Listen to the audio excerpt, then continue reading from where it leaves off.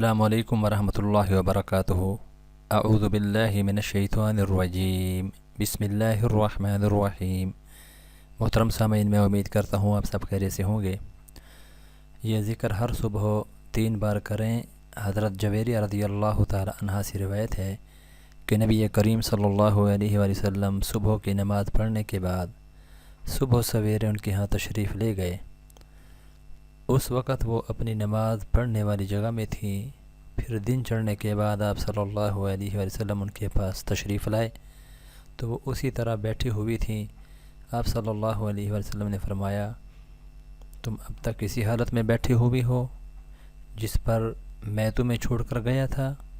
انہوں نے عرض کی، جی ہاں نبی صلی اللہ علیہ وسلم نے فرمایا، تمہارے ہاں جانے کے بعد میں نے 4 کلمے 3 بار کہے ہیں، اگر ان کو ان کے ساتھ تولا جائے تو تم نے آج کے دن اب تک کہا ہے تو یہ ان سے وزن میں بڑھ جائیں گے۔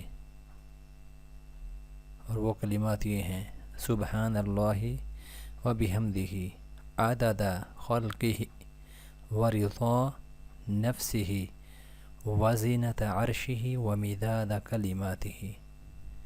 پاکیزگی ہے اللہ کی اور اس کی تعریف کے ساتھ، جتنی اس کی مخلوق کی گنتی ہے اور جتنی اس کو پسند ہے، اور جتنا اس کے عرش کا وزن اور جتنی اس کے کلمات کی سیاہی ہے۔ صحیح مسلم حدیث نمبر 2726 6913۔ محترم سامعین، اللہ رب العزت سے میں دعا کرتا ہوں کہ ہر مسلمان کو یہ کلمات خیر اور ذکر ہر صبح کو 3 بار پڑھنے کی توفیق عطا فرمائے۔ اللہ آپ سب کا حامی و ناصر ہو۔